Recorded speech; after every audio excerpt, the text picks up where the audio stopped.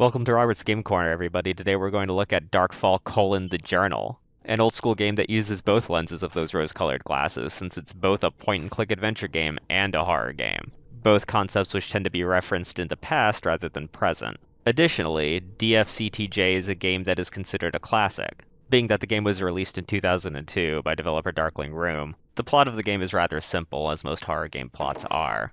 Your estranged brother is planning to bulldoze an abandoned hotel/train station to build a nightclub.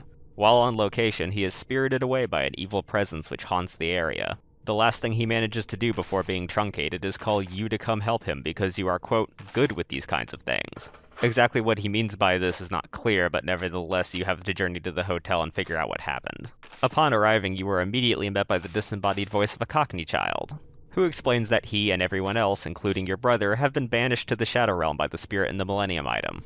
This raises a series of startling implications. If our brother is already dead, why do we stay? I suppose we could feel compelled to banish the presence, for revenge or something, but your brother was trying to knock down its house, so now who's the asshole? Then we are immediately informed that this isn't the first time this has happened. The spirit's killed dozens of times already, which means we're dealing with the kind of people that say to themselves, what? A condemned building, which was the site of a mass disappearance that was never solved? Better fuck around there in the middle of the night. By myself. What a great place for a nightclub. To top it all off, the child voice tells us that the spirit already knows we are there and seems pretty pissed off about it. I'd imagine that we might have more to say on the subject, but we are a silent protagonist. So I do the same thing I always do when playing a character that doesn't talk and pretend they're a robot. Of course, I'm not going to heed the warnings of a disembodied child voice. Spirit Slayer 9000 is not fazed by human emotions. Go away, child voice. I'm running brotherrescue.exe. To focus on the things that I liked about the game first, Darkfall 1 had me at hello with its environment. For a game taking place in a single 3-story hotel and adjoining train platform, the game has an immense amount of interactive content, enough to put to shame almost any open-world game on the market today. The same could be said for exploration games. The essence of exploration is the reward one gets for exploring, yet so many exploration games have nothing to offer you for your trouble, expecting you to be enamored by the act of exploring itself. But without the tangible feedback of being rewarded with something that directly affects gameplay, it's all just busy work. Darkfall 1, by comparison, provides a better exploration experience by constantly rewarding you for your effort. Read all the letters in those mail slots? Good, because they have clues in them you'll need later. Found a piece of paper with a bunch of symbols on it? Didn't you see those somewhere before? Looked inside that teapot? Nice, here's a key to something. Wonder what it's to. What's more, Darkfall 1 isn't bloated despite its size and length. No collectibles exist for no reason other than to waste your time, no identical control points to capture, no element of randomness requiring grinding to make use of, no giant empty spaces to traipse back and forth over as you cross off missions like items on a grocery list, no hollow victories. Everything you get is something you need and something you had to earn by using that big, beautiful brain of yours. And you can't imitate that feeling of triumph. Another point in its favor is that the environment actually feels lived in. The premise is that people lived their lives in this place and had personalities and character and hopes and fears before they got swept away into the darkness. And the environment brings that across very well. Someone was staying in just about every room of the hotel, and each of those people had something different going on. Finding out all their secrets and intentions is central to progressing the game, and so it is that you get to know them as people. All without them even being present, save for the odd disembodied voice. This is more than so many games can claim, since most NPCs tend to exist solely to service the main character in some way. Here's the one that gives you quests, the one that's your best friend, the one that doesn't like you immediately, the one that falls in love with you, the one that crafts and sells items. And sometimes the game doesn't even give you time to appreciate what little it offers before whisking you away to a wholly different location with brand new NPCs. And the lack of polish shows every single time. To check another box off the list, DFO provides a naturally organic fluidity of game progression. There is no order in which you're expected to do anything, no choke points to progression, linear story missions, side quests to outlevel, no proving you need to do something 3 different times. There are an indeterminate amount of things that need doing, and the only speed and order you are expected to do them in is whatever you can manage.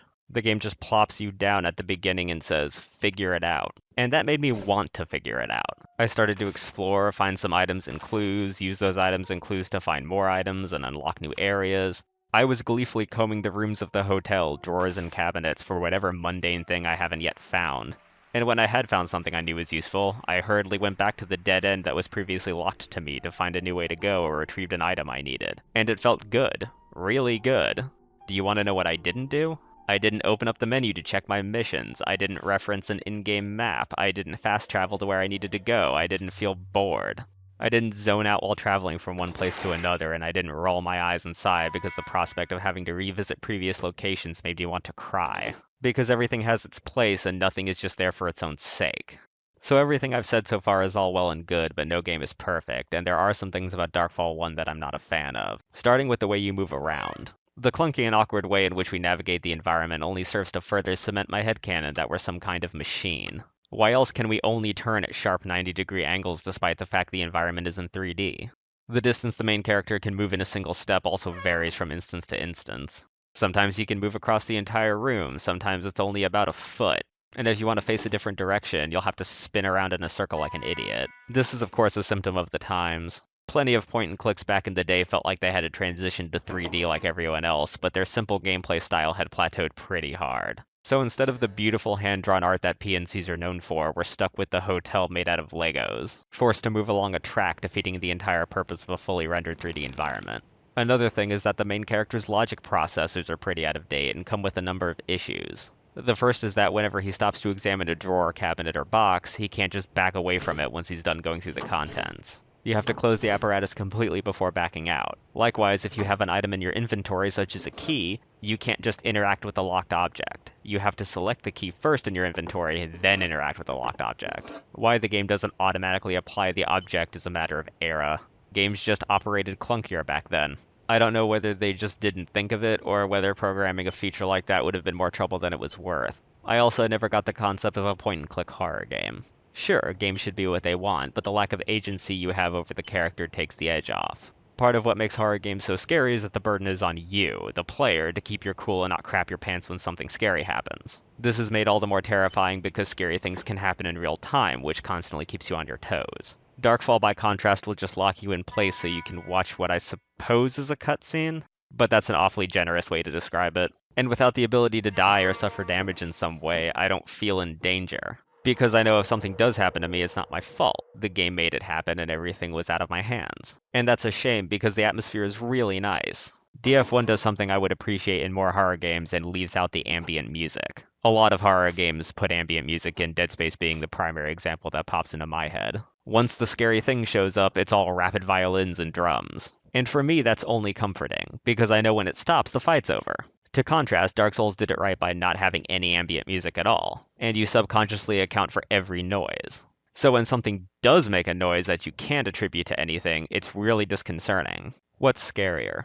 Being alone in your house in the middle of the night and hearing a loud noise you know shouldn't have been made? Or that same scenario, except there's an orchestra playing constantly in your living room, and when the noise happens, they start playing a more rapid sequence, signifying the presence of an enemy.